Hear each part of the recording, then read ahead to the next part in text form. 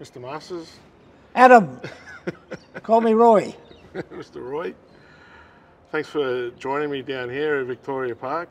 This is an AFL ground. You know, I know you're a league man. Rugby League has got an enormous record with Indigenous ones insofar as the very first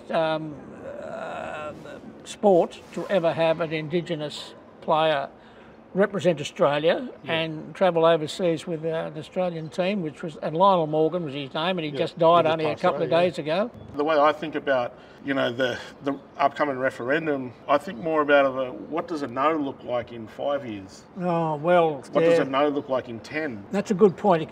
Corporate Australia, it's going to be interesting with corporate Australia. They're all the ones that have put yes on the sides of their planes and in their buildings and all the rest of it.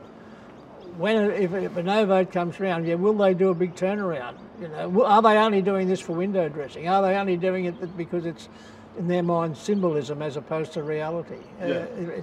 Look, they're things that we've got to think about.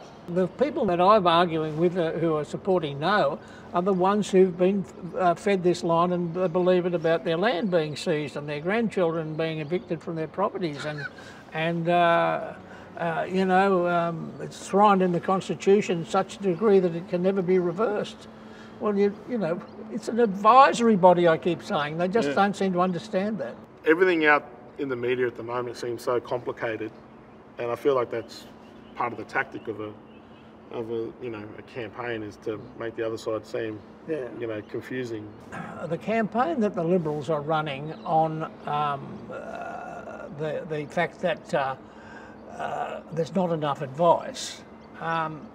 That's working for them because people are saying, well, there's not enough detail. Well, you don't need detail to know that it's just an advisory body. We're coming up to the referendum on the 14th, and you know this is like half time. So, what would your halftime address be to the nation to unite them? I would say this is the right thing to do.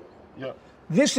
You have a moment in history where you can change the course of our nation forever. You've got to seize this opportunity and take it. Don't think anything other than doing what is right. That would be my halftime address as if I was a coach talking to our nation. That's the thing. We need a seismic shift. Yeah.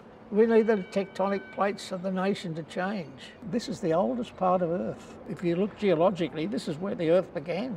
I just don't think that we understand, and too many Australians understand the power of that history, that origin.